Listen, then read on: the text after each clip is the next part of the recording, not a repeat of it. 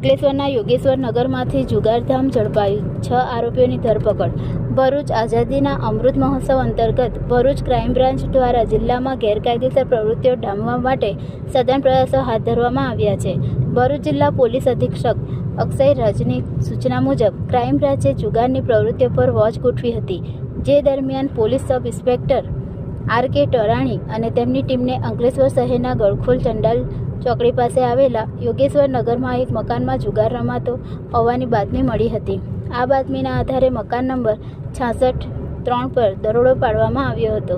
પોલીસે ઘટના સ્થળેથી જુગાર રમતા 6 આરોપીઓની ધરપકડ કરી છે. પોલીસે તેમની પાસેથી કુલ ₹56,820નો મુદ્દામાલ જપ્ત કર્યો છે.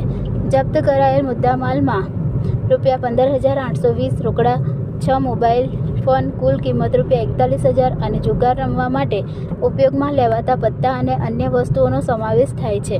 રેડ દરમિયાન સ્થળ ઉપરથી પોલીસે સંજય નનકે જયસ્વાલ, અનિલકુમાર રાજકણ જયસ્વાલ, રામનિવાસ રામકૃપાલ જયસ્વાલ, રાજકુટિલકુમાર બુધરામ માજી, સંતોષકુમાર પ્રેમચંદ ગુપ્તા, ધર્મરાજ શિવશંકર તિવારી નાઓને ઝડપી પાડી જુગાર ધારા હેઠળનો ગુનો નોંધી વધુ તપાસ હાથ ધરી હતી.